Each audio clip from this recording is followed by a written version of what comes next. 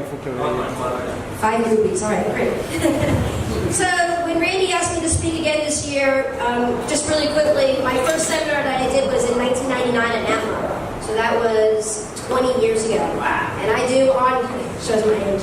I'm doing on average about 7 seminars per year, so I've done over 200 events. And when Randy asked me to speak today, normally I speak on educational and child development, child psychology, and it just kind of felt like I've done it a lot. Went out. Oh, the mic went out. Mic went out. Better. So I felt like I've done it a lot, and I feel like even though there's people who've been to my seminars over and over again, I was getting some of the same questions over and over again, even though they've been to my seminars. So originally the title was 7 Steps of Being a Professional Educator, and I was like, all right, this is great, you know, you start at role model and mentor and so forth. And I said, no, I wanted to try to do something different. And it's kind of evolved. So today's going to be more of a motivational talk. And what I mean by that is, if you heard the quote, if information was all we needed, we'd all be millionaires and in great shape. Right? There's so much information out there, but the problem is that we get in our own ways. We make a lot of missteps on our journey to whatever we want to be. So today my seminar presentation is just called 7 Steps. 7 steps to being the #1 website company in the martial arts industry. 7 steps to being the go-to female for empowering female entrepreneurs. 7 steps to being one of the #1 women to lead authors, to write great books. So it's the 7 steps.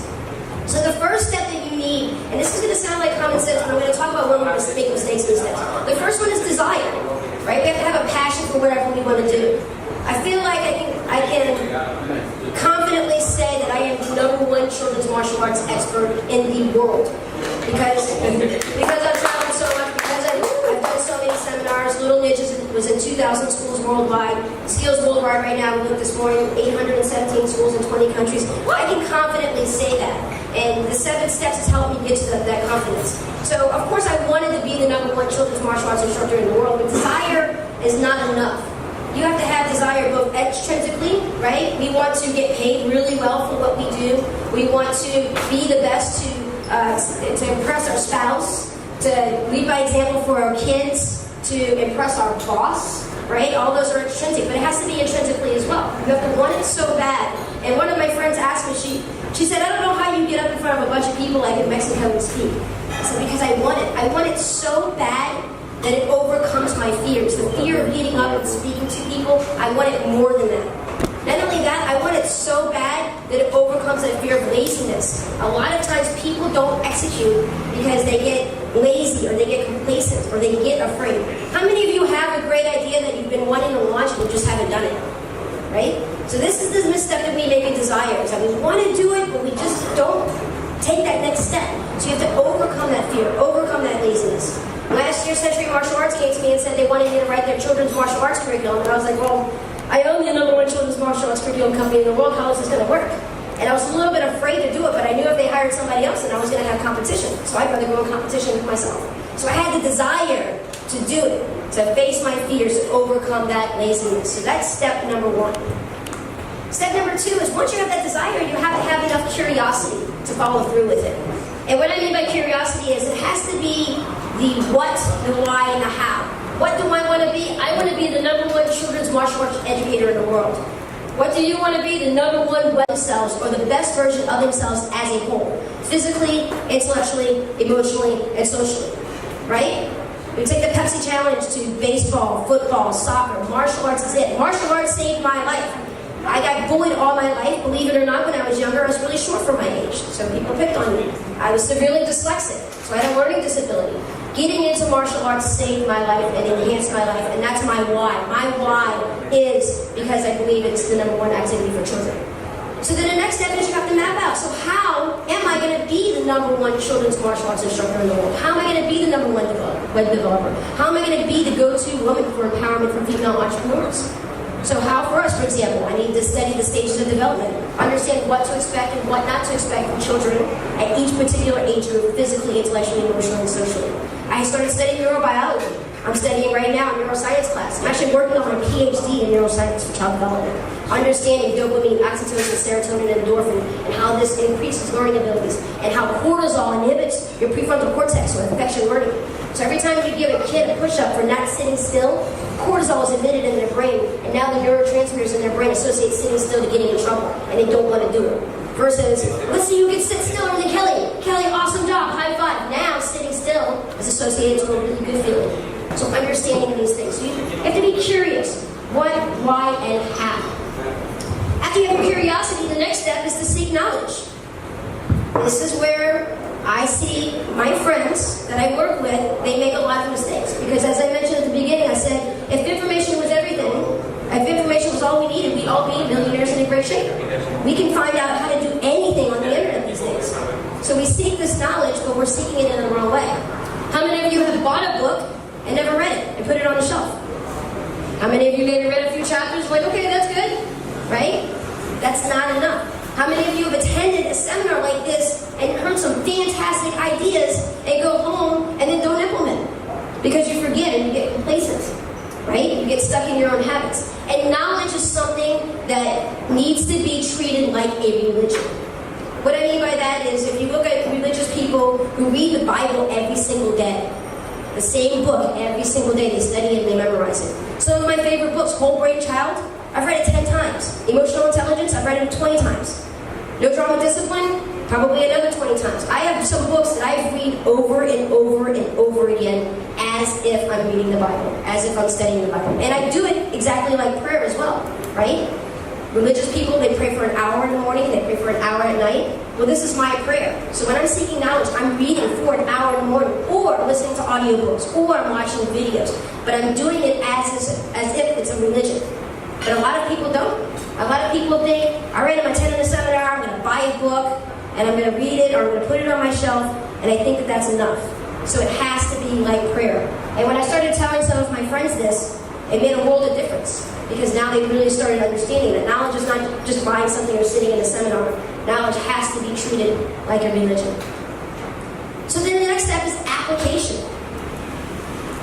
So again, as I mentioned, a lot of you will read really good books and get great ideas, but then you go home and you don't apply it. Or worse yet, you apply the things that are easy, thinking that that's enough. Even worse yet, is you apply the things that are hard, and they're too hard, and you fail, and then you abandon the idea. Application is not about applying the easy things. Application is about applying the hard things, failing, applying again, failing, applying again, failing, and continuing until you figure it out. There's a lot of great ideas that you're going to get. You heard from Dwayne's Fires this morning, like framing the pictures, taking a picture, blowing it up into an 8x10, putting it in a frame, and giving it to a gift box. Super simple steps, but it's not easy. Because it requires systems, it requires application, and it requires the consistency to follow through. This is where, if you want to take that next step, application of not the easy things, application of the hard things, knowing you're going to fail, and still doing them over and over and over again. Does that make sense to everybody? Super simple, but this is where we make those mistakes. And I'm sorry, I had a PowerPoint presentation, but I wanted to be able to make sure that I'm not missing anything. So then, as I mentioned, application, the next step is consistency. So sometimes we'll apply a great idea and it works really well for a while, but then we abandon it because we don't see the value anymore. We're like, oh, okay, everything else is working really well. My numbers are really high. I don't really need to take a picture of my student, put it in an 8x10 folder, put it in a frame, put it in a gift box, and give it to the students anymore because I've reached this next level, right? The consistency. This is the hardest part about it. Andrew and I had this conversation. Where's Alan at? Is Alan still here, or he did on everybody? So, Alan Belcher did this entrepreneurial challenge. By the way, Alan Belcher is one of my coaches. Has made a tremendous difference with me, and just in the last year, and Andrew as well. So, Alan Belcher did a 30-day challenge for us and said, I challenge you to go live for 30 days. It was hard. Anybody follow me in the Skills Tips groups and watch my videos? It's hard to go live every day. Number one, you have to look good for the camera. Number two, you have to be in the mood to go live every single day. Number three, you have to have content. Number four, you have to get rid of that ego, because there are times where you're going to go live and only 2 people are watching. So you go live and you start talking to the camera and no number shows up. So you're just kind of talking, stalling, talking slower. Then you see 1, then you see 2, and you're like, all right, great. Then you see 4, and you're like, great. And you start talking, it goes back down to 1. And you're like, oh man, right? And I told Andrew, I said, that is what makes it important, to be consistent, even if you only have 1 viewer, to be consistent every single day, so that by the 20th, 30th day, I started having 25 people. I was like, yay, I'm popular. But this is how important it is. Going live for the last 30 days, I did $45,000 in down payments in cash for skills. Just by going live for 30 days, and I didn't even ask for it on the live videos. I went live and gave out a lot of information, a lot of knowledge, a lot of free stuff, a lot of behind the scenes, so that people can know, like, and trust me. And then in my group, I ran these painful specials. And we did $5,000 last night while we were sitting at the bar for one of the specials. So it works, but you have to be consistent. You have to be consistent, especially when you don't want to be consistent. That's the important part. It's easy to be consistent with something that you love to do. It's hard to be consistent with something that you hate to do, like working out. You have to be very consistent in that if you want to be in great shape. Like I said, if information was all we need, we'd all be millionaires and in great shape, right? If watching a video on how to work out is all you needed, you'd be in great shape. No, you have to be consistent with it. So whatever it is you're doing, market muscle, they have to be consistent in the quality of what they're doing. If they start losing consistency and losing the quality, they're not as consistent with that quality, they're going to leave it for the next best company. I can tell you 2 years ago, Market Muscle wasn't the #1 website company anymore. It was another company. And all those people left for you. And if you're not consistent with that quality over and over and over again in the longevity, eventually somebody else will take your place. And that's important to me. Anybody a Jim Collins fan in here? Jim Collins, he wrote the book Good to Great. Then he wrote the book How Good Businesses Get to Great Businesses. Then he wrote Built to Last, How Those Great Businesses Stay Successful. And then he wrote the book that most of you haven't read, which is the one that you have to read, How the Mighty Fall. And here's the thing, is a lot of people don't read the book because they don't want to know how the money falls, because they're afraid. They're afraid. They're like, oh no, I'm not gonna fail. But there are some people, there are some companies that were fantastic a couple of years ago that are no longer mighty because they get in the way, because they lose that consistency of what they did in the beginning. See, the idea that Dwayne Spires has with the pictures and the gift, if he's not consistent with that, eventually when people find out, oh, well, I heard that they got a picture and I didn't get a picture, right? Then that's not good for his business. So you have to stay consistent with them. And as I mentioned, it has to be consistent even with the hard thing, like going live for 30 days. And I challenge you guys to take the challenge to go live for 30 days, like what Alan Belcher did, because it does work. And then some people say, okay, so how consistent should I be? Well, going live once a week is not enough. Posting one informational piece of content once a week is not enough. It has to be every single day. Consistency to the point where you are the best, that nobody is more consistent than you. If you want to take that 7 steps to reaching the ultimate success, you have to do it better than anybody else in your community. You have to run your ads more than all of your competitors. For me, it's going live every single day. It's posting content every single day. It's super hard, but I'm very consistent on it. So the more consistent you are, the higher path you're going to lead to success. Okay, then the next step, I'm just making sure that I'm not missing anything since I don't have my PowerPoint, is expertise.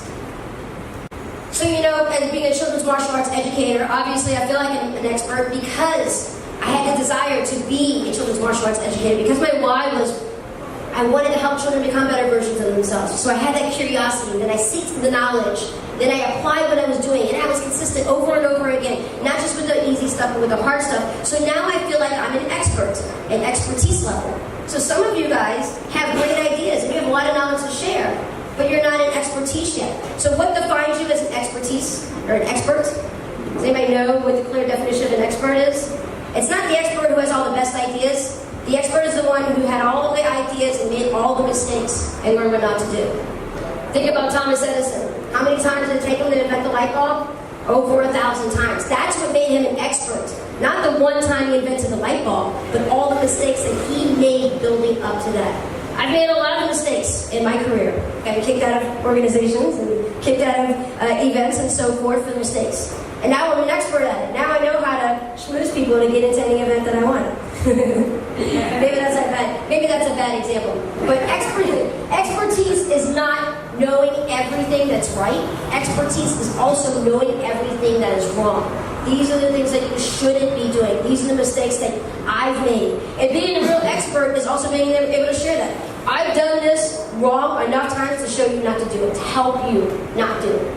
So if you want to be that go-to person for women's empowerment, you become an expert because you've done things that you've learned not to do in your life. That's a powerful step.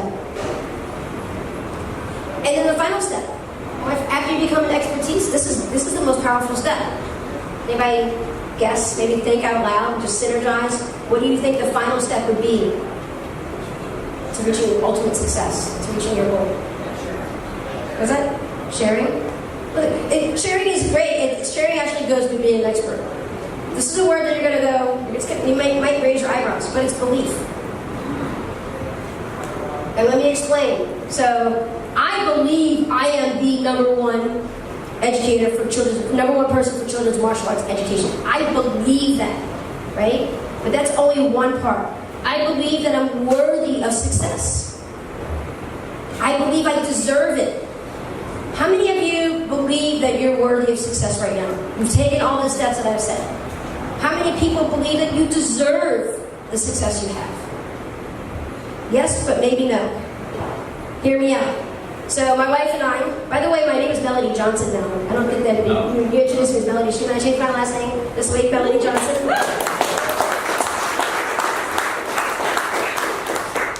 Where was I going with that? So my wife and I were upgrading our home, and we sat down with our mortgage broker about a month ago, and this is what inspired my seminar today. And we were looking through all the numbers and the paperwork and everything that we're doing, and we were looking at the homes that we can afford. And Jill looked over at me and said, "Can you believe that this is what we're doing?" I said, "Yes." Because look at how far we've come. Look at how far we've fought. Look at the desire, the curiosity, the knowledge, the application, the consistency, and the expertise that we have cultivated. Yes. But so many of us don't really believe it when it comes down to it. So Greg Gordon, he had a Facebook Live video 2 weeks ago, and he was the one who said it. He's like, I was skiing in the mountains and with a bunch of buddies, and they had Bentleys and Ferraris, and he was like, there's so much money out there, why not you? Think about that for a second. Why not you? Why not you being able to buy $1 million home? Why not you being able, a couple of you can, so to say us, but some of you can, but why not you, Clayton? Why not you being able to go into the Audi dealership and buy whatever car you want? Why not you? Right? And if you are a millionaire, why not you being at the next level? And it's not about making the money, and it's not about materialistic things, but why not you deserving to ask for more tuition? How many of you undercut yourself in tuition? Be honest. How many of you undercut your private lessons? Right? When I started to believe that I was worth it is when our success took it to the next level. Last year at this time, at Coz Talks, we were at 300, and I have it in my notes, 343 skill schools. This morning I showed Clayton we're at 817. Something clicked. Somebody said something about me on social media and it really ticked me off. And I said, why not me? Why can't I be at that level? And the minute I started believing it, I started commanding it. I used to charge $1,500 for a seminar. Now I charge $5,000 for a seminar because I believe it. Why not me? Why not you? Why can't you command those high prices? Why can't you get to that level? And people, because sometimes people think they're greedy, right? We look, especially us martial arts instructors, we have empathy, we have bleeding hearts, correct? So we have families who struggle, and we have families who can barely feed their kids, and we watch this and we're empathetic to them, and we feel bad for them. So then we feel like we don't deserve that. We feel like we don't deserve that luxury to be able to fly first class, or have a nice car, or have a nice home, or at least have the financial security to do what we want, because we empathize with the people who are less successful. But that seventh step is belief. Is to believe that if you have the desire, which leads to the curiosity, which leads to seeking the knowledge, which leads to the application, which leads to the consistency, which leads to being an expert, believe that you deserve whatever you want. 5 minutes. That's it? Yeah, 5 minutes. 5 minutes. You believe it? How many of you right now does that resonate with you, that sit with you? It's kind of a hard pill to swallow when you think about it, but when you're flying home in your plane, if there's anything you get out of this, think about where you want to be and say, why not me? And think about, what is it going to take? What steps do I need to take to get there? Step number 1 is what? Desire. Not just the desire to want it really bad, but the desire has to be so burning strong that it overcomes your fears. Your desire to do it is bigger than the fear that you have of not doing it. The desire to do it is bigger than your fear of being lazy or being complacent and not doing it. What's the next step? Curiosity. Curiosity. So you have to ask questions. You can't just go from desire and wanting it to just reading books. You have to ask the right questions. If you don't ask the right questions, you're going to get confused. Everything's going to get muddled up. You have to say, what is it that I want? Why do I want it? And how do I get there? If you can answer those 3 questions, then what's the next step? Seek knowledge. But again, knowledge isn't just reading a book or sitting in a seminar. It's treated like a religion. I seek knowledge more than I work out. And that's the way it should be. It should be like prayer. It should be like reading the Bible. Studying these books over and over and over and over again. Every single day. And as you build that knowledge, what is the next step? Application. It's application. And it's not application of the easy things or the things that you like to do. Those things are okay, right? Everybody's great when you're in a good mood. It's when you're in a bad mood. You're not measured best by how you are on your easy days. You're measured best by how you carry yourself under pressure, right? When somebody steps up to you and says something negative to you, how do you carry yourself? When you're tired and you don't want to do that seminar, stepping up and still doing it. When you're afraid to tell your spouse or your child, I'm sorry, not your child, when your spouse or your parents, Gary Vee talked about it, when you're afraid to tell your parents you don't want to do it, right? So you have to apply the things that you're scared to do most, or also apply the things that you know you're going to fail and you're going to do it anyway. I'm going to fail at this, but I'm going to figure it out, and I'm going to keep failing at this until I figure it out. And then what's next? Consistency. You got to do it over and over again, especially on the days that you don't want to do it. Those are the days that count. Going live for 30 days was the hardest thing Andrew and I talked about that I've had to do in a really long time, and I've done a lot of hard things, but that was really hard, but it paid off. Then what's the next thing? Expertise. Being that expertise. And it's not the expert about the ideas that are easy, it's the expert about all the mistakes that you've made. That's why it's important to apply the things that aren't going to work so that you can be an expert, so that you can help people know what not to do. And then the final step is believe. Just if there's anything that I would love for you to remember today is why not you? Okay, thank you guys.